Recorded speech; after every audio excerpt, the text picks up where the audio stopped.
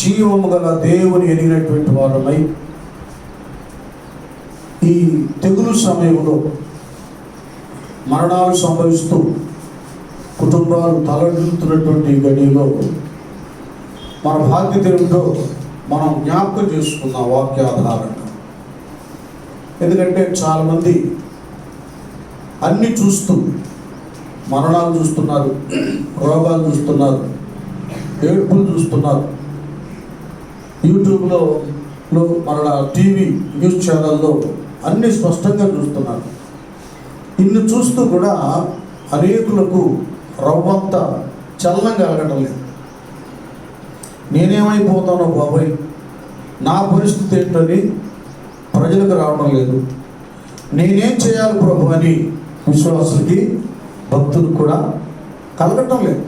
నిమ్మకు నీరెత్తినట్లుగా పరిస్థితులు అంతా కూడా చాలా భయంకరంగా ఉన్నాయి అన్నమాట.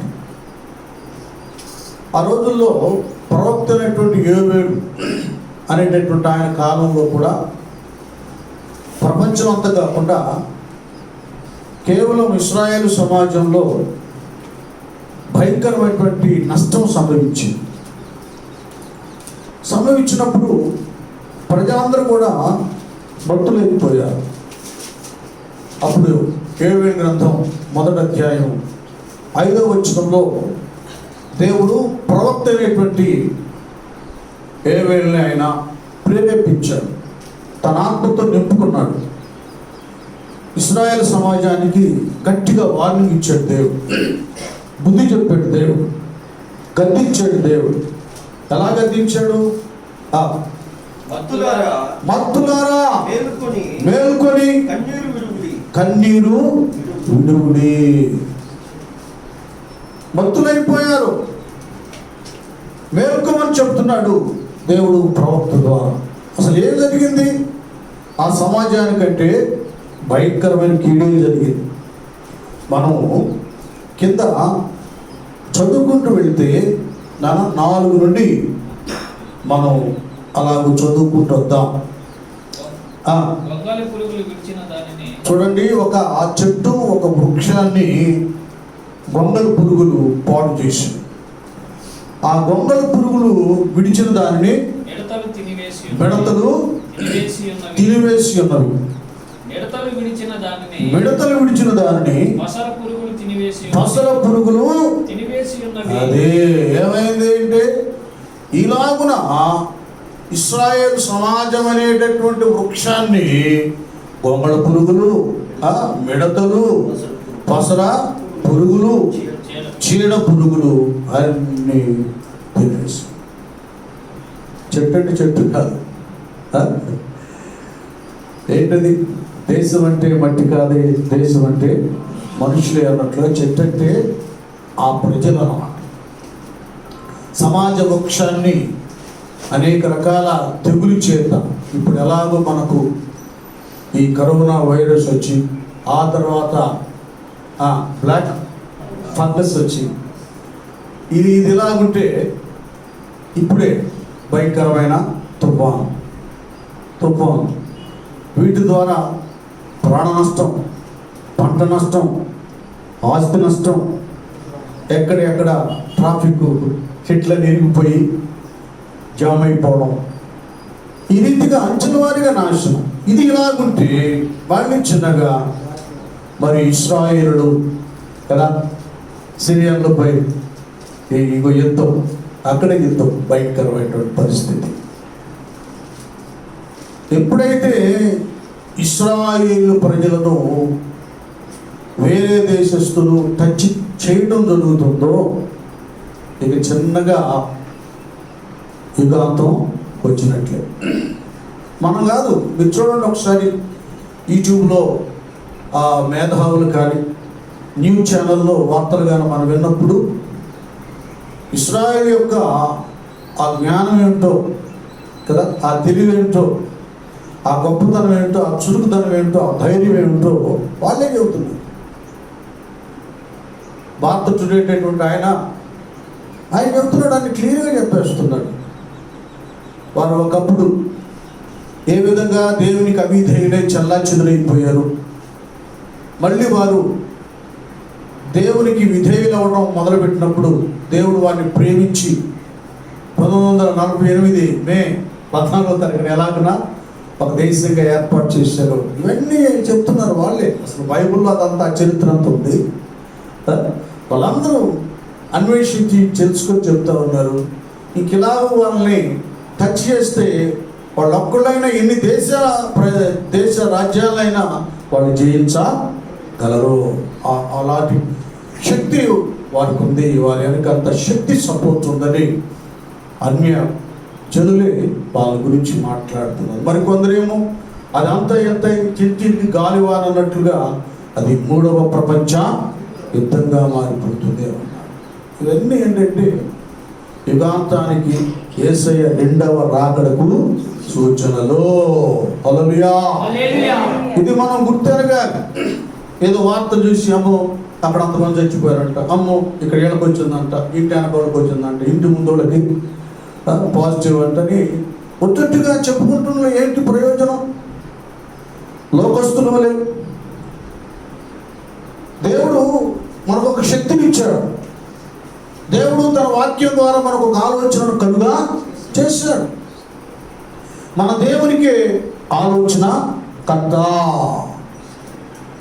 కదా.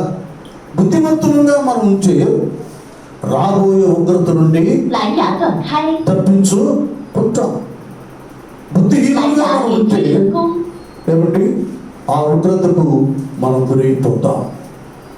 ఇక్కడ ఈ ప్రజల విషయంలో ఇశ్రాయేల్ సమాజం అనబడేటువంటి చెట్టు అనేక రకాల పురుగుల చేత తెగుల చేత పతనమైపోతారు. వీళ్ళు ఎలా ఉన్నారు? అలాంటి సమయంలో మత్తులై ఉన్నారు, తింటున్నారు, త్రాగుతున్నారు, హాయిగా నిద్రపోతున్నారు. రవంతా చలనం కలగడం లేదు.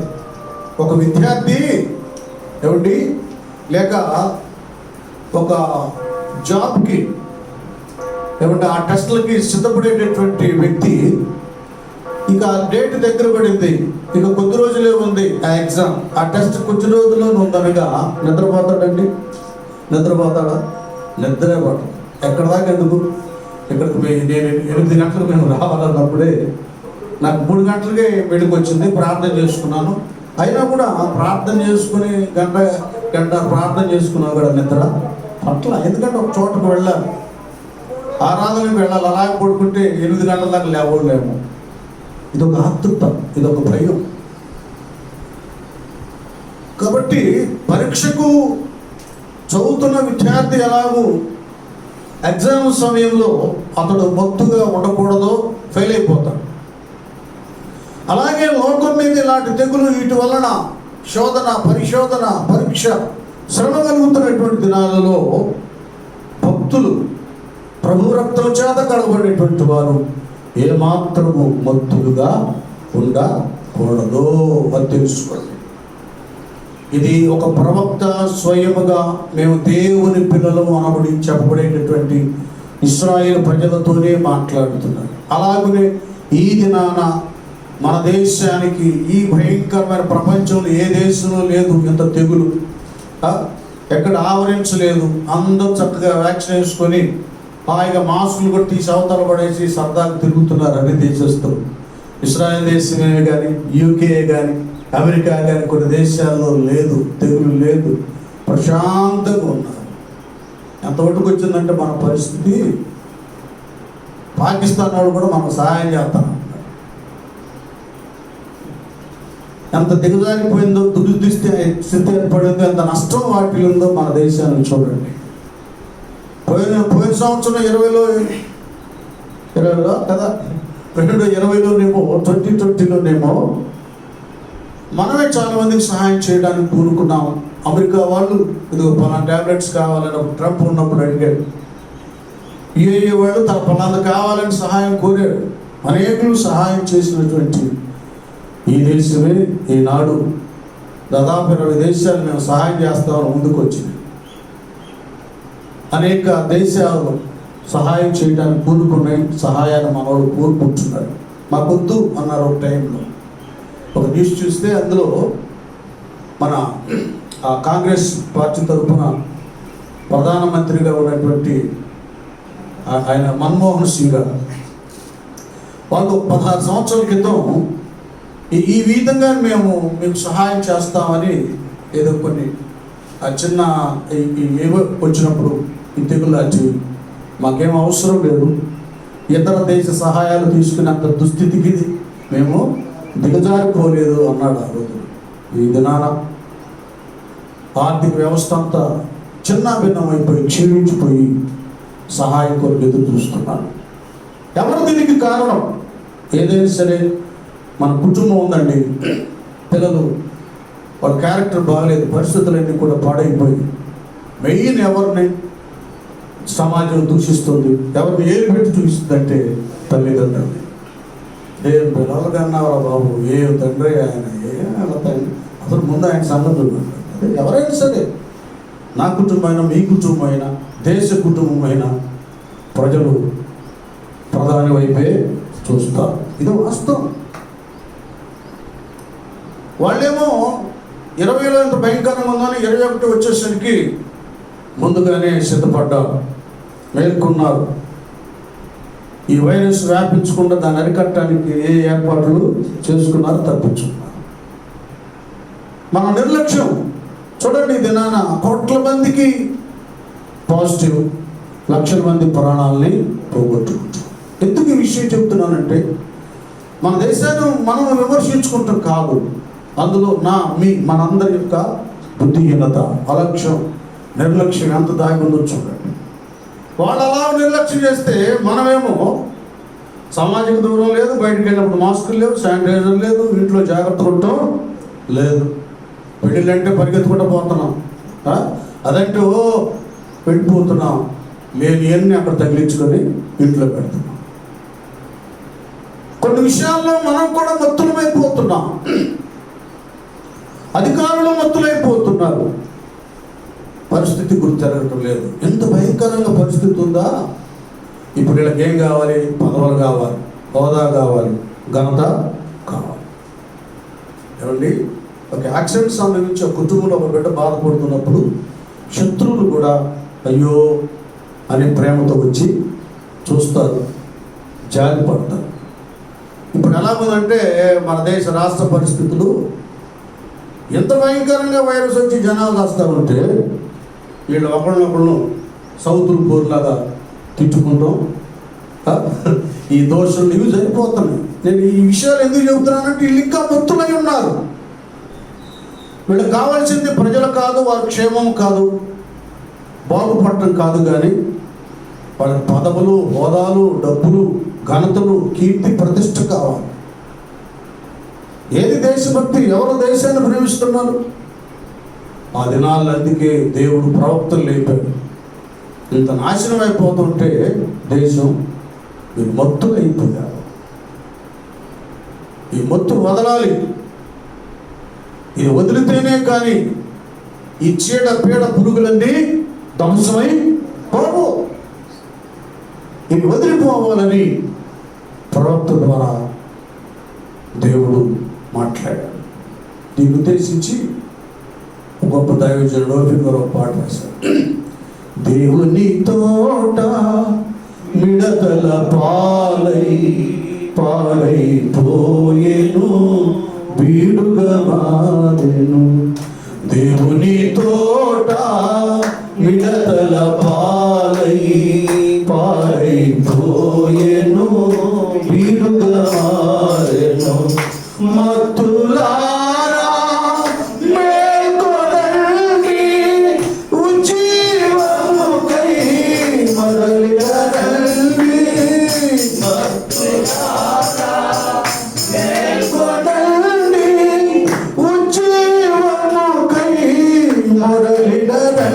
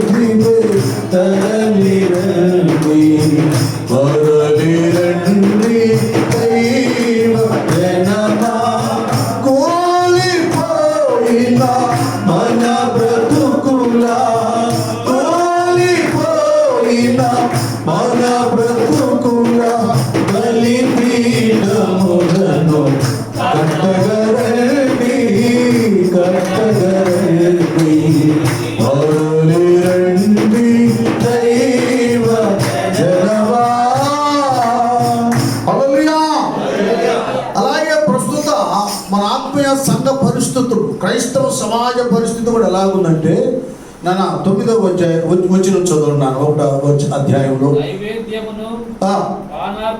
చూడండి, ఇక్కడ మనకేమైపోయింది? ఇక్కడ నైవేద్యమును పానార్పణమును యెహోవా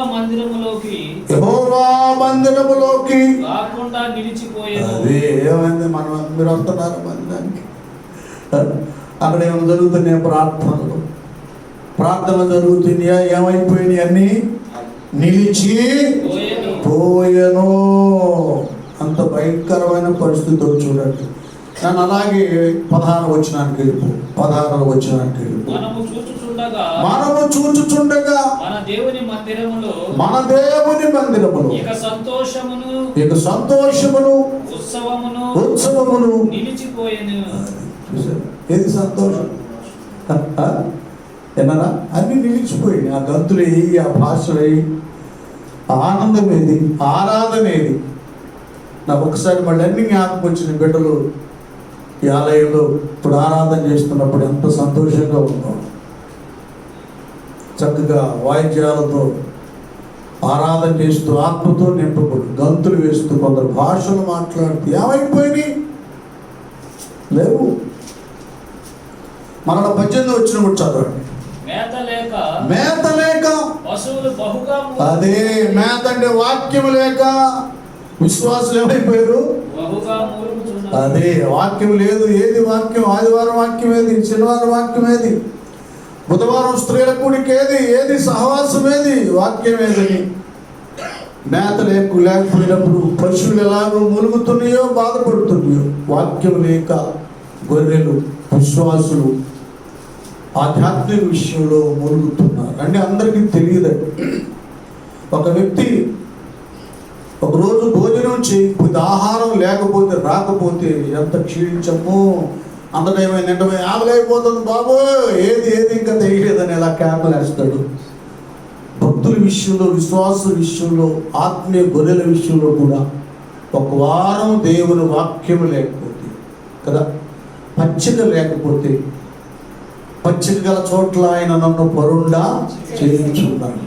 దుప్పి నీటి వాగుల కొరకు ఆశపడినట్లుగా దేవా నా ప్రాణము నీ కొరకు.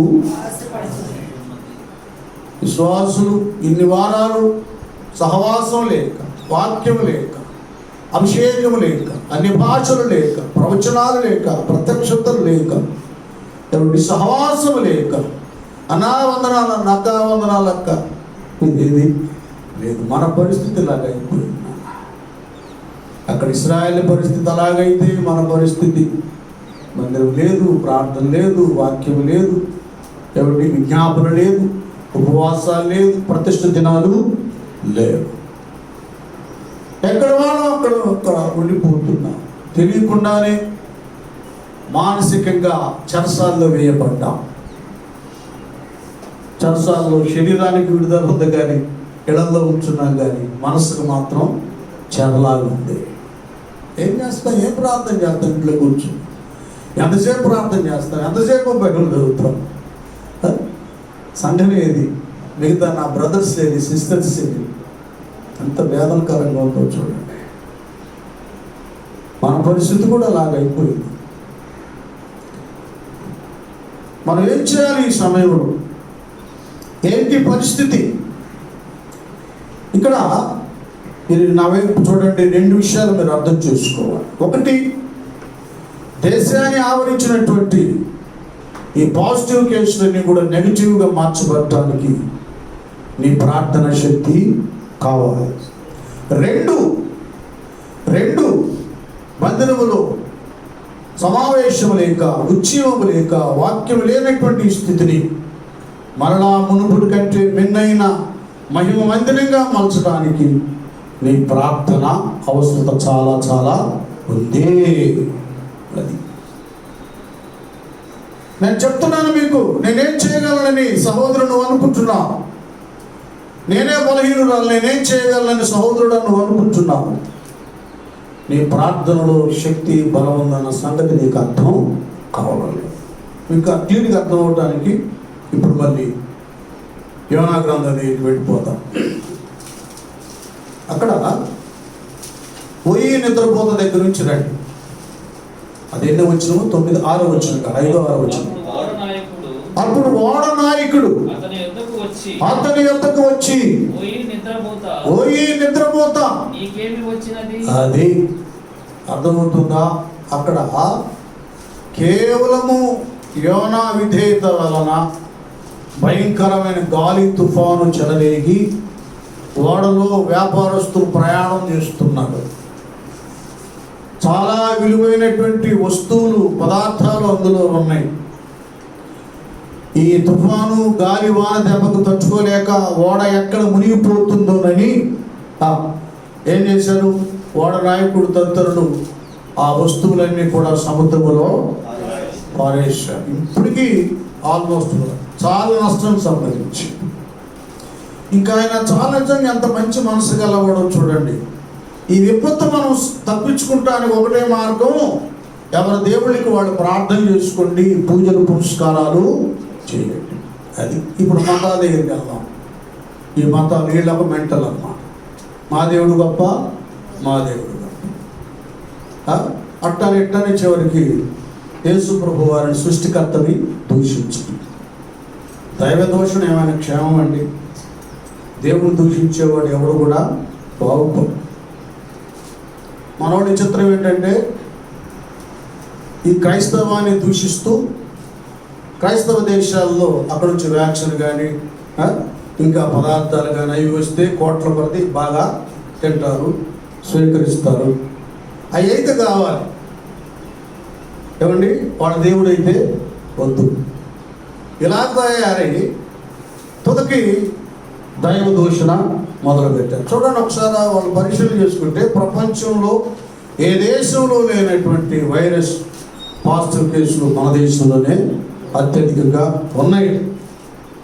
కారణం, సృష్టికర్త సర్వమానవాళి కొరకు రక్తం కార్చి మరణించి తిరిగి లేచి మానవులకు పరలోక మార్గాన్ని, మోక్షాన్ని చూపించినటువంటి యేసు ప్రభువు వారిని దూషిస్తున్నారు.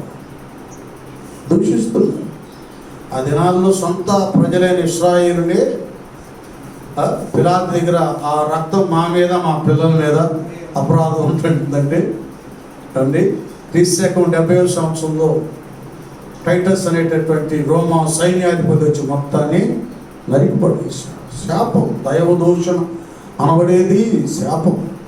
ఎవరి దేవుళ్ళు వాళ్ళు పూజించుకుందాం, ప్రార్థనలు చేసుకుందాం. లేదా మన దేవుని వారి దేవుని గొప్పతనాల గురించి చెప్పాలంటే అన్నీ వద్దు. ఇంకంతే వారి దైవముల గొప్పతనాల గురించి చెప్పి వారు ఎలాంటి శ్రేష్టమైన మార్గం నడిచారో ఆ మార్గాన్ని గురించి బోధించమనండి. క్రైస్తవులు వారు క్రీస్తు మార్గాల గురించి, ఆయన ప్రేమను గురించి, ఆయన క్యారెక్టర్ గురించి వాళ్ళు బోధిస్తారు. ఇదొకటి దైవ దోషణ, ఒకటి ఈ శాపం. ఇది వాళ్ళకి అర్థం కావడం లేదు. ఈ ఓడ నాయకుడు అన్యుడైనా మంచి మనసు గలవాళ్ళు.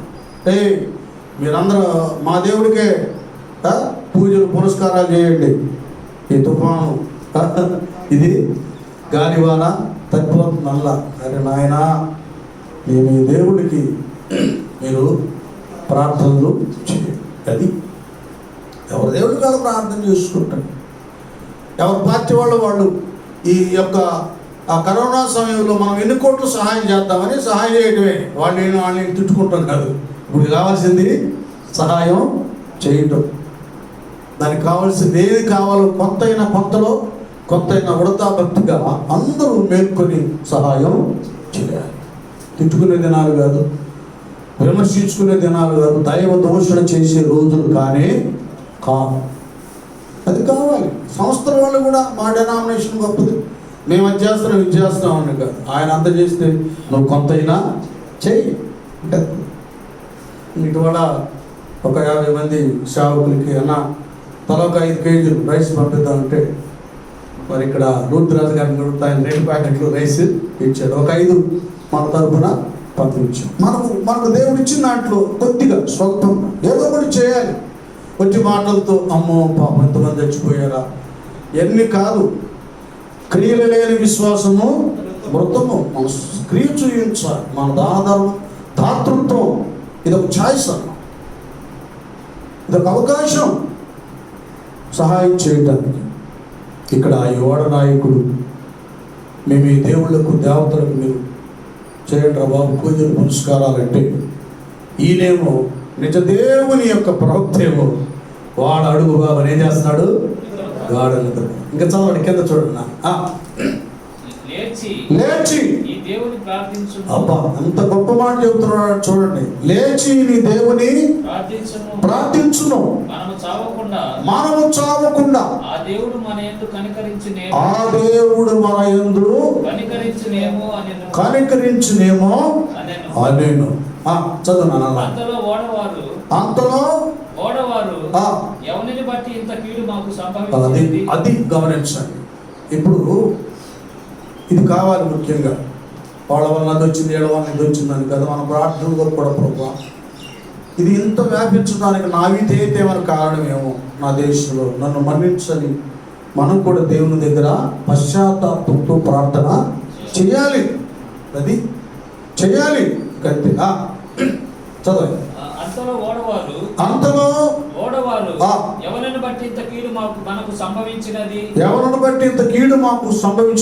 తెలియటకై మనం చీట్లు వేతను రండని ఒకరితో ఒకరు చెప్పుకొని చీట్లు వేయగా చీటి యోనా మీదకు వచ్చాను. అది యోనా మీదకి ఇప్పుడు అది పరిస్థితి. చీటి అయితే నా పేరు వచ్చింది, నీ పేరు అందరి పేరు వచ్చింది. ఎందుకంటే ఏది ఇంత శ్రమ గడియల్లో మనం ఎంత ప్రార్థన చేస్తాం, ఎంత ఉపవాసం ఉన్నాం, ఎన్ని గంటలు విజ్ఞాపన చేస్తున్నాం. ఆ రోజు ఒక యవనా పేర వచ్చింది, ఈరోజు ఇది మనందరి పేర వచ్చేసింది. బాబు ఇందులో నీది కూడా ఉందిరా బాబు ఆట, నీ అవిధేయత కూడా ఉంది, నీ లోపం కూడా ఉంది, నీ దోషం కూడా ఉంది. అందరం మా కుటుంబం కానీ గ్రామం కానీ సంఘం కానీ ఎవరికి వారు చీట్లు వేసుకునే దినాలివి. ఎవరెవరి మీదో కాదు నింద, వ్యక్తిగతంగా ఎవరికి వారు వేసుకోవాలి. ఇంత గొప్ప ప్రవక్త మీద వచ్చే చీట్లు వేస్తే ఆయన మీద వచ్చేసి చదువునా. కాబట్టి వారు అతనిని చూచి ఎవరిని బట్టి ఈ కీడు మాకు సంభవించెను, ఈ వ్యాపారం ఏమిటో, ఎక్కడి నుండి వచ్చితివో, నీ దేశమేదో, నీ జనమేదో, ఈ సంగతి అంతయు మాకు తెలియజేయమనగా. అదే ఇక మొత్తం అడుగుతున్నారు, బాబు నీ పేరు వచ్చింది, అసలు ఎవరు నువ్వు, నీ వ్యాపారం ఏంటని, నీ దేశం ఏంటని యోనా గారిని అడుగుతున్నారా. అతడు వారితో ఇట్లనేను. ఇది ఇప్పుడు నిజం చెబుతున్నాడు. అప్పుడు యోనా ప్రవక్త ఆ ప్రజలతో ఇలాగ అన్నాడు, నేను హెబ్రీయుడను, సముద్రమునకును భూమికిని సృష్టికర్త అయి ఆకాశమందుండు దేవుడై ఉన్న యెహోవా యందు నేను భయభక్తులు గలవాడనై ఉన్నాను. అదే అసలు నేను ఇదయ బాబు, సృష్టికర్త దేవుని యందు భయభక్తులు గలవాడనై ఉన్నాను. అలాంటి ప్రవక్త చదువు. తాను యెహోవా సన్నిధిలో నుండి పారిపోవచ్చున్నట్లు అతడు ఆ మనుషులకు తెలియచేసి ఉండెను గనుక వారి సంగతి తెలుసుకొని మరింత భయపడి నీవు చేసిన పని ఏమి అతనిని అడిగిరి. చూసారు ఇక్కడ ఎక్కడి నుంచి పారిపోయాడు. యెహోవా సన్నిధి. ఇప్పుడు మనం చాలా మంది చేస్తుంది ఏంటంటే దేవుని సన్నిధి నుండి ఏమైపోతున్నాం, పారిపోతున్నాం. అది ఎంత విపత్తు జరుగుతుంది. ప్రార్థన చేయటం లేదు, ఉపవాసం ఉండటం లేదు, విజ్ఞాపన చేయటం లేదు, దేవుడికి మొరపెట్టడం లేదు. ఏం చేస్తున్నాం, అక్కడి నుంచి పారిపోయి చక్కగా టీవీ దగ్గర కూర్చుంటున్నాం, ముచ్చట్ల దగ్గర కూర్చుంటున్నాం, వ్యర్థమైన వాటి దగ్గర కూర్చుంటాం. మళ్ళీ టీవీలు చూస్తున్నాం, అందరూ చావడం, ఎంతమంది పాజిటివ్ వచ్చిన చూడటం, అయ్యో అమ్మో అని పెదవులతో జాలిపడటం. అంతరంగంలో పశ్చాత్తాపం రావటం లేదు. టీవీలకి దగ్గరకు ఉంటున్నాం, దేవునికి చూడు, వార్తలు చూడు, కావాలి ప్రపంచంలో ఏం జరుగుతుంది. దీన్ని బట్టి నువ్వేం చేస్తున్నావు. దేవునికి చేరువైపోయి ఉపవాసం ఉండి ప్రార్థన చేస్తున్నావా, విజ్ఞాపన చేస్తున్నావా? యోనావలే దైవ చిత్తానుసారమైన నినేవేకి వెళ్లకుండా తర్షీషుకు వెళ్తున్నావు. ఇది మన అందరికి దేవుడు వేసే ప్రశ్న. ఇక్కడ చూడండి, ఎంతమంది ఏదేదో చేసినా కూడా ఆ తుఫాను, గాలి, వాన ఆగి పోలేదు.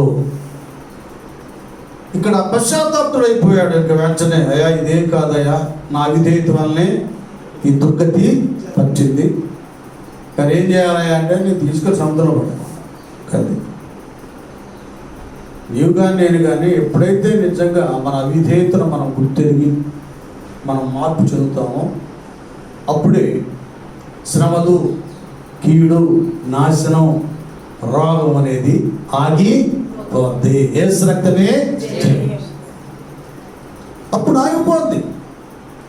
అంతేగాని మనం సర్దుబాటు చేసుకుంటూ దిద్దుబాటు చేసుకోకుండా ఎవరెవరి మీదో నేను చేస్తున్నటువంటి కదా, గదే స్థితిలో మనం ఉంటే రోగం బాదు, శాపం బాదు, నష్టం బాదు, శ్రమ తొలగిపోదు. ఒక పర్యాయం ఎలాగుంటుందంటే మన పశ్చాత్తాపం, మనం వేడుకునే విధానం. ఇంకేముంది, ఇంకెంతటితో నా చాప్టర్ క్లోజ్. ఎందుకంటే ఉదాహరణ నేనే, నన్ను తీసుకెళ్ళి సముద్రంలో వేయమని. సముద్రంలో వేస్తే ఏమైపోతుంది, చస్తాడు కదా. వాస్తవంగా నేను అర్థం చేసుకోండి. కొన్ని విషయాల్లో కొంత ప్రతిష్ట, నిష్ట, త్యాగం, సమర్పణ మనలో ఉన్నప్పుడు అది నష్టం, కష్టం, ప్రాణాపాయం అన్నట్లుగానే ఉంచుద్ది. కానీ అద్భుతమైన విషయం ఏంటంటే దేవుడు వెంటనే ఒక పెద్ద చేపకి ఆజ్ఞాపించాడు. చేప పిలిచాడు. చిత్తప్రభువా, ఇదిగో నా ప్రవక్త, నా సేవకుడు యోనా సముద్రంలో విశ్లేషిస్తున్నాను. అటు ఇటు వెళ్ళి ఏయో ఆ చేపలు ఈ చేపలు పట్టుకొని కొరికి తిని పడేయకుండా నువ్వు నోరు తెరిచి, పెద్దగా తెరిచే నోరు, పట్టం అయ్యమంట నీ నోట్లో నుంచి నీ కడుపులోకి దాక్కోవాలి. అక్కడ నీ కడుపులో నా ప్రవక్త సురక్షితంగా ఉండాలి. ఏమండి, చేప, మాటలు రాని చేప, జ్ఞానం లేని చేప, ఏది చిన్న చేప కనపడితే తిని నవిలేసే చేప, పెద్ద ప్రవక్త కనపడ్డా నవ్వకుండా దైవాజ్ఞకు లోబడి బాగా తెరిచేసి నోరు చీలిపోయి అంతగా తెరిచింది. అయినటువంటి నోట్లోంచి కడుపులోకి వెళ్ళిపోయి టక్పట్ట నోరు మూసేసి, జాగ్రత్త, అటు ఇటు కదులుతావేమో, మెదులుతావేమో, అటు ఇటు ఇరుస్తావేమో, లోపల నా భక్తుడు ఇరిగి పోతాడు. చూడండి, చేపలు, పక్షులు, జంతువులు దేవుని ఆజ్ఞకు లోబడుతున్నాయి, కానీ మనుషులు లోబడతారు. 3 రోజులు కడుపులో ఉన్నాడంటే తిన్న ఆహారం 1 గంట అరగకపోతే ఆసుపత్రికి పరిగెత్తాం. అమ్మో కడుపు నొప్పి వచ్చింది, అమ్మో ఇక్కడ నొప్పి వచ్చిందని పరిగెత్తాం. ఒకసారి ఆపరేషన్ కూడా చేయాలి, 24 గంటల ఆపరేషన్. మరి 3 రోజులు అరగకుండా, అక్కడ కదలకుండా, మెదలకుండా ఉన్నాడు. ఎంత బాధ అనుభవించింది ఆ చేపని ఆలోచించాడు. 3 దినాల తర్వాత కక్కివేయమని దేవుడు ఆజ్ఞాపించాడు. ఎప్పుడైతే ఈయన దేవునికి విధేయుడై పశ్చాత్తాపుడై తన ప్రాణ త్యాగం చేయడానికి కూడా సిద్ధపడి చేప కడుపులో ప్రార్థన చేశాడు యోనా, అప్పుడు గాలి, తుఫాను ఆగిపోయి నెమ్మళించిపోయింది. దేవుని స్తోత్రం, హల్లెలూయా. కాబట్టి అలాగే చేయవలసిన మనము ప్రార్థన చేయాలి. నా వల్ల ఏమైంది అనేది ఎవరికి రాకూడదు. నేను చెప్పేది అదే అన్ని సంఘాల బిడ్డలతో. నా ప్రార్థన ఏముంది, నేనే బలహీనుడు అనుకోకూడదు. బలహీనుడైన నీలోనే బలమైన ప్రార్థన దేవుడు దాచాడు. హల్లెలూయా. నా వల్ల ఏమైతే నాకేం రాదులే అని అనుకోకూడదు సోదరి. నీలోనే కావలసిన ప్రార్థన దేవుడు సిద్ధపరిచాడు. దాని ద్వారా దేవుడు కార్యాలు చేస్తాడు. మన వంతుగా ప్రార్థన చేయాలి. ఈ ఇశ్రాయేలు సమాజపు వృక్షము అనేక రకాల పురుగులతో నాశనం అయిపోతూ ఉంటే ప్రవక్త మేల్కొల్పాడు. భక్తులారా మేల్కొనండి, కన్నీరు విడిచి ప్రార్థన చేయమన్నాడు. మన సంఘాలు కూడా ప్రార్థన లేక, ఆరాధన లేక, అభిషేకం లేక ఏమండి అంత శూన్యముగా ఉండగా మనము ప్రార్థిస్తే దేవుడు మరలా ఉజ్జీవాన్ని కలుగా చేస్తాడు. మరల వాక్యం మరల అన్ని విధాలుగా చక్కటి ఆనందాన్ని దేవుడు ఇస్తాడు కనుక నేను ముగిస్తున్నాను. ఈ విషయాన్ని అనేక సంగతులు ఉన్నాయి. ప్రభుత్వమైతే మరలా వచ్చే ఆదివారం యూట్యూబ్లో మీకు వస్తుంది. షాలేము దేవర్ అని గుంటూరు షాలేము దేవర్ చూసుకోండి. కాబట్టి దేవుడు మనకు మంచి అవకాశం ఇచ్చాడు. చక్కగా Shalem blessing ministry church Tokavaripalem లోతురాజు ఆ కుటుంబంలో ఈ ఆనందాన్ని మనం చూడటానికి దేవుడు గొప్ప ధన్యత ఇచ్చాడు కనుక చెప్పాను కదా. ఒకటి, మన దేశాన్ని ఆవరించినటువంటి కరోనా వైరస్ అది పారిపోవాలంటే నీ ప్రార్థన కావాలి. చిన్న ప్రార్థనలు కాదు, అంతైనా చెయ్యి. ఇంకంతే ఒక్కొక్క రాయి వేసినప్పుడు చిన్నప్పుడు కథలు ఒక్కొక్క రాయి వేస్తే ఆ నీళ్లు పైకి వచ్చినట్లుగా ఒకటే రాయి ఏదో ఒకటి రాయి లాంటిది ఈ విపత్తు పారిపోతాయి. రెండోది, మరలా మన మందిరాల్లో ఆరాధనలే జరుగుతాయి. ఆనందిస్తాం, అభిషేకాన్ని పొందుకుంటాం, ఉజ్జీవించబడతాం, గంతులు వేస్తాం. మన కుటుంబాలన్నీ కూడా దీవించబడతాయి. కనుక గ్రహించి దేవుని యొక్క కృపలో ఆయన సన్నిధానంలో భద్రపరచబడతాం. అందరూ తలలు వంచండి, ప్రార్థన చేసుకుందాం. హృదయాలు తెరవండి. ఎవరు కూడా మౌనం ఉండొద్దు. ప్రభువుని అడగండి. అవునయ్యా, నేను కూడా ముత్తురాలుగానే ఉన్నాను, క్షమించయ్యా. నేను నా దేశం కొరకు ప్రార్థన చేయట్లేదు, నా సంఘం కొరకు చేయట్లేదు, నా కుటుంబం కొరకు చేయట్లేదు. నీ శక్తిని నాకు ప్రసాదించు ప్రభు, ప్రార్థన బలాన్ని నాకు అనుగ్రహించని అందరూ కూడా అలాగూ ప్రార్థన చేసుకుందాం. ప్రార్థన పడుకుందాం. హల్లెలూయా, హల్లెలూయా, హల్లెలూయా. ప్రార్థించుకుందాం. సుధాకర్ ప్రార్థించు.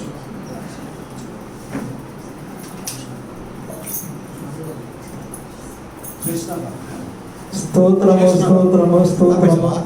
మహాగణుడ, ప్రేమగల తండ్రి, జీవాధిపతి అయిన దేవాన్ని పరిశుద్ధమైన పాదములు వందనాలు స్తోత్రాలు చెల్లించుకుంటున్నాను తండ్రి.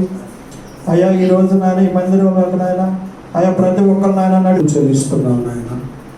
ఇరుకులో విషయాలకు అన్నట్లు అద్భుత రీతిగా నాయన మేము చాలా వారాలు హెడ్క్వార్టర్లో సమకూర్చబడకుండా వేరైపోయామయ్యా.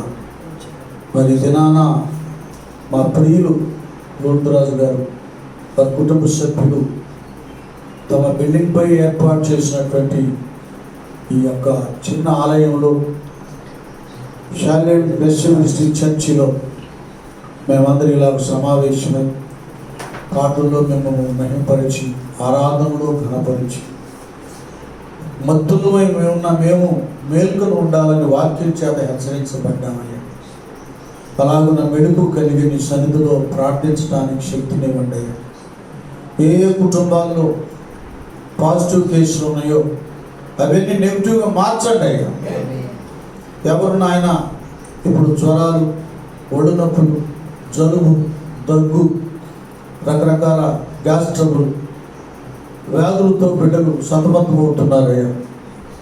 అటు బిడ్డలను కూడా మీ గాయపడిన హస్తులను తాకి ఆరోగ్యవంతులుగా చేయండి అయ్యా. అన్ని కుటుంబాలను దీవించండి, ఆహారం ఇవ్వండి, ఆర్థిక సమస్యలు తీర్చండి, ఆత్మీయతలో బలపరచండి అయ్యా. నీ కనికరంలో దాల్చండి. మరి ఇలా సన్నిధి ఏర్పాటుకు సహకరించిన ఈ కుటుంబాలను, కూడి వచ్చిన మీ కుమారులను, కుమార్తెలను, వారి కుటుంబాలను సమస్తాన్ని కూడా మీరు ఆశీర్వదించండి. ప్రపంచ భక్తులందరినీ దీవించండి. మా దేశాన్ని దీవించయ్యా. పాలకులను నీ కనికరంలో దాల్చండి. మా రాష్ట్రాన్ని దీవించండి. పాలకులను నీ కనికరంలో దాల్చండి. మా గుంటూరు జిల్లాని, అలాగే నాయన నగరాన్ని, మొత్తంగా వారి పాలకులను నాయన మీరు ఆశీర్వదించిన ఆయన. తర్వాత తండ్రి మీ స్తోత్రాలు. మరి ఈ యొక్క వైరస్ వ్యాప్తి చెందుతున్న ఈ గడిలో పాలకులేమి, డాక్టర్లేమి, నర్సులేమి, కాంపౌండర్లేమి, అయా వాలంటీర్స్ ఏమి, మున్సిపాలిటీ వర్కర్స్ ఏమి, అనేకులు ఎంతగానో పరిచర్య చేస్తున్నారయ్యా. ఈ వైరస్ వారికి తాకుండా వాళ్ళని కాపాడండి తండ్రి, వారి కుటుంబాన్ని దీవించు నాయన. ఈ సమయంలో మా వంతుగా ఎందరో నాయన దాతలు ధర్మం చూస్తున్నారు, సహాయం చేస్తున్నారు నాయన. ప్రభువా నా తండ్రి, మరి కొందరు సేవకులైతే వాళ్ళ చర్చిల్నే నాయన షెల్టర్గా ఇస్తున్నారయ్యా. అయా కొందరైతే వారికి వచ్చినటువంటి ఆస్తులనే ప్రభువా ఇదిగో నాయన ఈ పేషెంట్ల కొరకు నాయన వేయపరుస్తున్నారయ్యా. మేము కూడా మా వద్దుగా కొద్దిగా చేశాం, ఇంకనికంగా అనేకులకు మేము సహాయం చేయడానికి షాలెం డిస్ట్రిక్ట్ మినిస్ట్రీస్ తరఫున మాకు ఆ కృపను మీరు అనుగ్రహించారు. కూడి వచ్చిన మమ్మలను, మా సంఘాలను, మా ఎస్పీఎం బ్రాంచ్లన్నింటినీ, సేవకులను, సేవకురాలను, సంఘ పెద్దలను, విశ్వాసులను, వారి కుటుంబాలను దీవించారు. ఇది మీ బిడ్డలు మీ నామాన్ని ప్రేమించి అర్పించిన కానుకలను దీవించయ్యా. వారికి సమృద్ధి ఇవ్వండి. వారి హృదయాలే మీ సన్నిధిలో కానుక అర్పించబడటానికి సహాయం చేయండి. అన్ని విధాలుగా బలపరిచి మీరే మహిమ తెచ్చుకోమని యేసు నామమున వేడుకుంటూ ప్రార్థిస్తున్నాము తండ్రి. ఆమేన్. మన తండ్రి దేవుని ప్రేమ, కుమారుడైనటువంటి యేసుక్రీస్తు వారి కృప, పరిశుద్ధాత్మని యొక్క అన్యోన్య సహవాసం సకల పరిశుద్ధులకు కూడి వచ్చిన మనందరికీ సదాకాలము తోడయుడునుగాక. ఆమేన్. గుండె చెదరిన వారిని బాగు చేయవాడని, గుండె చెదరిన బాగు చేయవాడని, వారి గాయములన్నీయు ఆటుచున్నవాడని, వారి గాయములన్నీయు ఆటుచున్నవాడని. దేవునికి స్తోత్రము గానము చేయుటయే మంచిది, మనమందరము స్తుతి గానము చేయుటయే మంచిది.